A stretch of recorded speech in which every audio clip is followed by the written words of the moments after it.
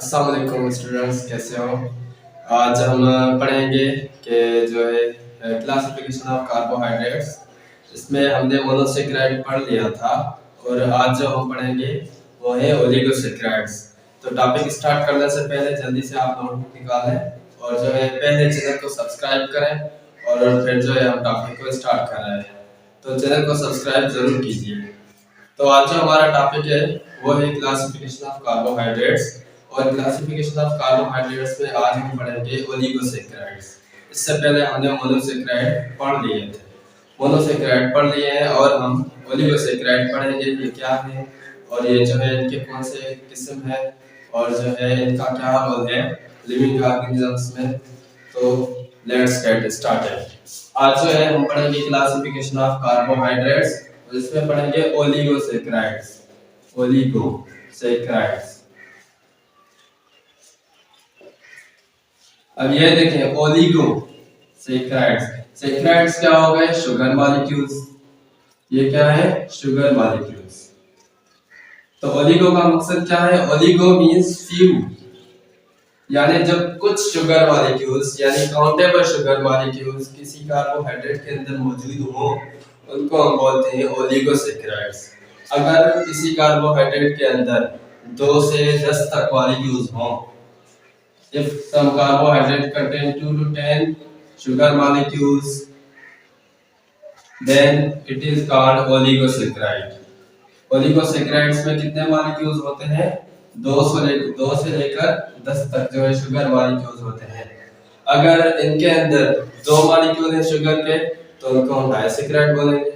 अगर जो है इनके अंदर 3 मॉलिक्यूल्स हैं तो उनको ट्राइसेक्राइड बोलते हैं। अगर जो है 4 हो गए तो उनको टेट्रासेक्राइड बोलेंगे और 5 हो गए तो पेंटासेक्राइड, एटसेट्रा एटसेट्रा। ऐसे कार्बोहाइड्रेट जिनके अंदर 2 जो है कार्बन 2 शुगर मॉलिक्यूल्स हों उनको हम बोलते हैं डाइसेक्राइड। और डाइसेक्राइड जो है कौन से हैं हमारे पास?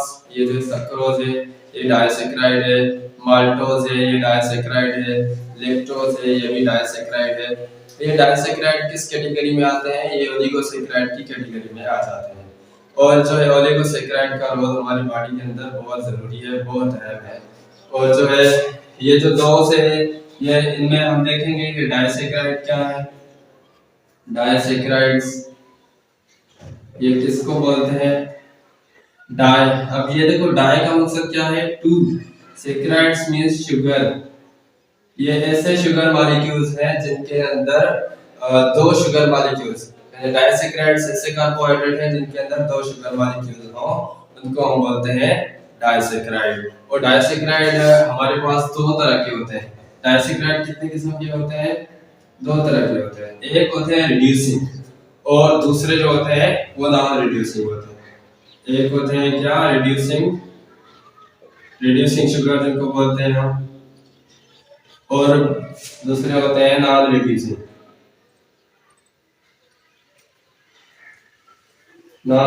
शुगर।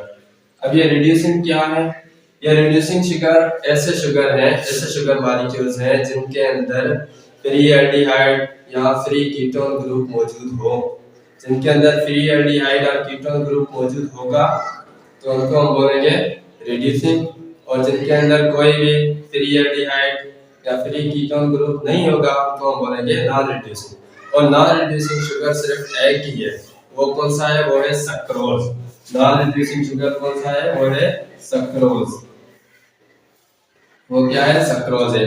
और रिड्यूसिंग शुगर हमारे पास है वो कौन से है? वो है माल्टोज और लैक्टोज एटसेट्रा। ये क्या है हमारे पास? ये है रिड्यूसिंग शुगर, यानी इनके अंदर फ्री एल्डिहाइड और कीटोन ग्रुप मौजूद होते हैं। हैव फ्री एल्डिहाइड और कीटोन ग्रुप, इनको हम बोलते हैं क्या? Reducing sugar.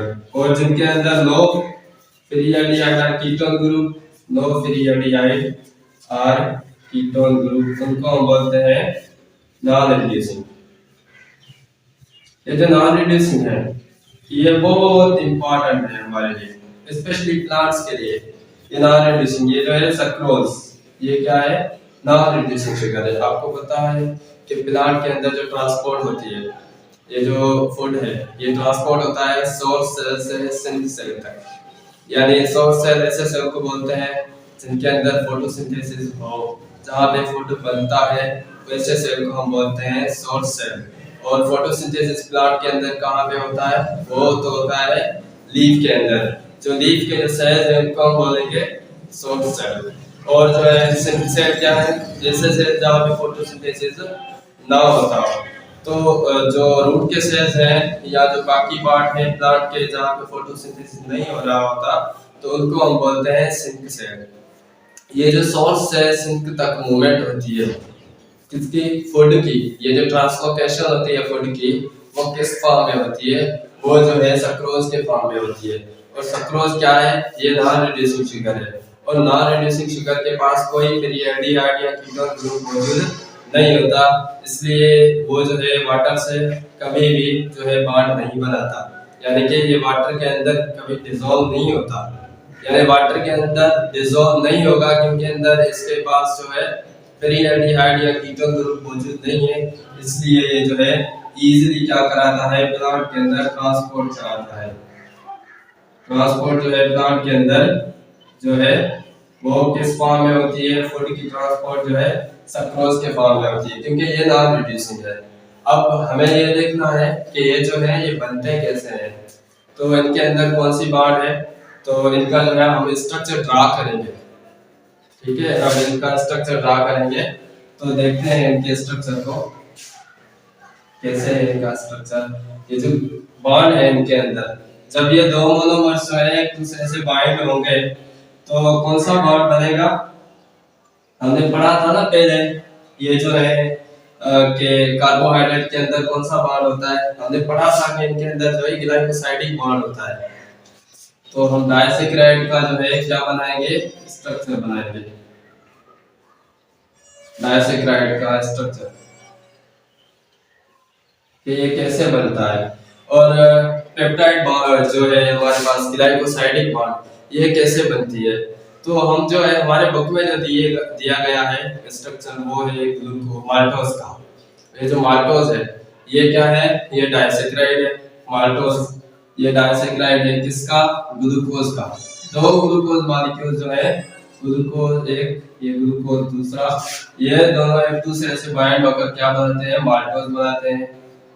ये क्या है? डाइसैकेराइड है। अगर देखें ग्लूकोज को लैक्टोज के साथ मिलाएं, ग्लूकोज और लैक्टोज जो है ये एक दूसरे से मिलकर क्या बनाते हैं? Lactose, galactose, glucose and galactose. Glucose और गैलेक्टोज एक दूसरे से मिलकर लैक्टोज बनाते हैं। और जो है ग्लूकोज और फ्रक्टोज एक दूसरे से मिलकर सक्रोज बनाते हैं। ग्लूकोज और फ्रक्टोज एक दूसरे से मिलकर ग्लाइकोसाइडिक बॉन्ड के थ्रू क्या बनाएंगे? सक्रोज। ये जो है सक्रोज ये नॉन रिड्यूसिंग है। ये क्या है? नॉन रिड्यूसिंग शुगर है। और प्लांट के अंदर जो है फूड की ट्रांसलोकेशन होती है वो भी है सक्रोज के फॉर्म में ही होती है। और ये जो है ये क्या है? रिड्यूसिंग शुगर है। ये क्या है? रिड्यूसिंग शुगर है। इनके अंदर क्या है? फ्री एल्डिहाइड या कीटोन ग्रुप मौजूद होते हैं, इनके लिए इनको हम रिड्यूसिंग शुगर बोलते हैं। अब देखना ये है कि जो ग्लाइकोसाइडिक बॉन्ड है ये कैसे बनता है। तो हम स्ट्रक्चर ड्रा करेंगे। हम स्ट्रक्चर ड्रा करेंगे माल्टोज का। ये जो माल्टोज है ये किससे बना हुआ है? ये बना हुआ है ग्लूकोज यूनिट से। कौन से? ग्लूकोज यूनिट से। और ग्लूकोज कौन सा? ये देखें, ये जो है ग्लूकोज ये कौन सा है? ये अल्फा ग्लूकोज है। अल्फा ग्लूकोज कैसे ग्लूकोज को बोलते हैं? जहाँ पे OH जो है डाउनवर्ड हो, पहले कार्बन पर जो OH ग्रुप है वो डाउनवर्ड होगा तो उसको हम बोलेंगे ये अल्फा ग्लूकोज है। और जो है इसका हम स्ट्रक्चर देखें, ये जो है ग्लूकोज बन रहा है, ये हो गया CH2OH। ये नंबर 1 कार्बन, ये नंबर 2, ये 3, ये 4, ये 5वां कार्बन, ये 6वां कार्बन। 6 कार्बन हो गए। और जो है ग्लूकोज का फार्मूला क्या होता है? C6 H12O6। हाइड्रोजन को देखना है ये कंप्लीट है या नहीं है। 1 2 3 4 5 6 7 8 9 10 11 12। और ऑक्सीजन देखें 6 है इनके अंदर या नहीं है। 1 2 3 4 5 6। ये जो है सारे जो है कंप्लीट है। और जो है हम दूसरा बनाएंगे, ये क्या है, हम बना रहे हैं इसको डाइसैकेराइड को। कौन सा डाइसैकेराइड? माल्टोज। माल्टोज जो है वो क्या है? डाइसैकेराइड है। और इसके जो है मोनोसैकेराइड्स कौन से हैं? ग्लूकोज यूनिट्स हैं। तो ये देखो ये ऐसा ही इसके जैसा ही बना लेंगे। OH इसका भी डाउनवर्ड है, यहाँ पे भी इसका जो है ऐसे ही बना लेना है। यहाँ पे H, यहाँ पे CH2OH। अब ये बॉन्ड कैसे बनेगा? ये क्या है, ये यहाँ पे बाइंड हो रहे हैं, ये यहाँ पे बाइंड हो रहे हैं। यहाँ पे जो बॉन्ड बनेगा उस बॉन्ड को हम बोलते हैं अल्फा। अल्फा इसलिए बोल रहे हैं क्योंकि ये जो ग्लूकोज मॉलिक्यूल्स है यहाँ पर क्या है, ये दोनों जो है अल्फा है। ये यानी जो ग्लूकोज मॉलिक्यूल यहाँ पे यूज हुए हैं ये दोनों अल्फा ग्लूकोज है, तो इसलिए हम उनको बोलते हैं अल्फा। और बॉन्ड कौन सा है? ग्लाइकोसाइडिक बॉन्ड है। लेकिन कौन कौन से कार्बन के बीच में बॉन्ड है, हमें ये देखना है कार्बन कौन कौन से है। यहाँ पे जो बॉन्ड होता है वो है alpha 14 glycosidic bond. Glycosidic bond. और ये ग्लाइकोसाइडिक लिंकेज जो हमने पढ़ा था पहले, ये किन के बीच में होता है, किन एलिमेंट्स के बीच में होता है? ये कार्बन और ऑक्सीजन के बीच में होता है। अब ये क्या करना है, हमें इन दोनों को क्या करना है? मिलाना है। हमने कंडेंसेशन पढ़ा था।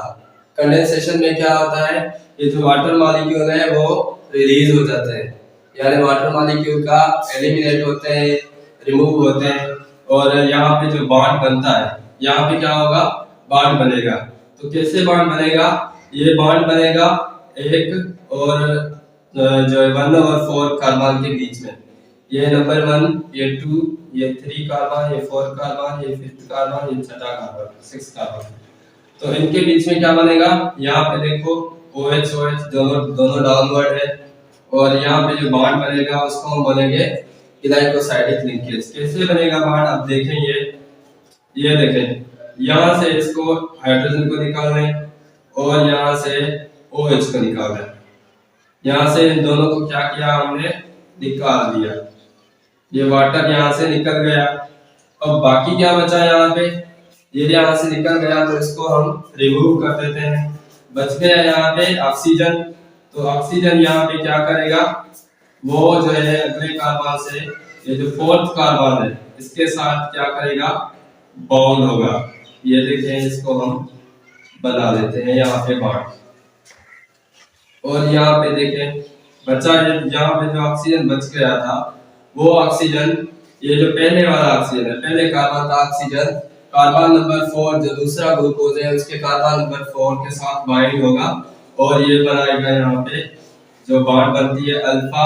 अल्फा इसलिए क्योंकि दोनों जो है OH ग्रुप दोनों मॉलिक्यूल्स के डाउनवर्ड है, इसलिए उनको अल्फा ग्लूकोज बोलते हैं।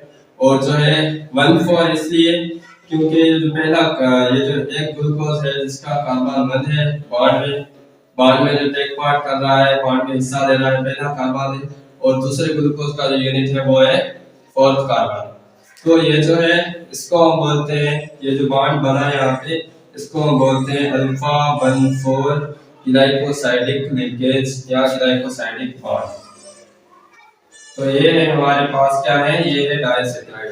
डाइसैकेराइड ऐसे सैकेराइड को, ऐसे ग्लूकोज ऐसे कार्बोहाइड्रेट को बोलते हैं जिसके अंदर 2 मॉलिक्यूल्स हों। तो ये हमने देखा, ये जो है माल्टोज किससे बना हुआ है? ग्लूकोज से के साथ जो बाइंड होगा तो माल्टोज बनेगा। और ग्लूकोज गैलेक्टोज के साथ जब मिलेगा बाइंड होगा तो लैक्टोज बनेगा। और जो है ग्लूकोज फ्रक्टोज के साथ मिलेगा तो ये सक्रोज बन जाएगा। तो ये है हमारे पास जो है डाइसैकेराइड्स। और डाइसैकेराइड में हमने ये देखा कि ये 2 तरह के होते हैं, एक होते हैं रिड्यूसिंग शुगर्स और दूसरे होते हैं non reducing sugars. Reducing sugars उनको बोलते हैं जहाँ पे फेरियाडिहाइड या कीटोन ग्रुप हो तो उनको रिड्यूसिंग बोलते हैं। तो जो नॉन रिड्यूसिंग जो है वो है जिनके अंदर फ्री एल्डिहाइड या कीटोन ग्रुप ना हो, तो उनको हम जो है नॉन रिड्यूसिंग शुगर बोलते हैं। और नॉन रिड्यूसिंग शुगर क्या है? सक्रोज है। और सक्रोज प्लांट्स के लिए बहुत जो है अहम रोल प्ले करता है, क्योंकि उनके अंदर जो है ट्रांसपोर्ट होते हैं, ट्रांसलोकेशन जो है फूड की वो सक्रोज के फॉर्म में होती है। तो ये सब था ओलिगोसैकेराइड्स। जो मेनली ओलिगोसैकेराइड्स में हमने डाइसैकेराइड को ही पढ़ा था, जो हमारे सिलेबस में दिए गए हैं। और आई होप कि आपको ये लेक्चर अच्छा लगा होगा। तो चैनल को सब्सक्राइब करें। मिलते हैं नेक्स्ट वीडियो में, तब तक के लिए अल्लाह हाफिज़।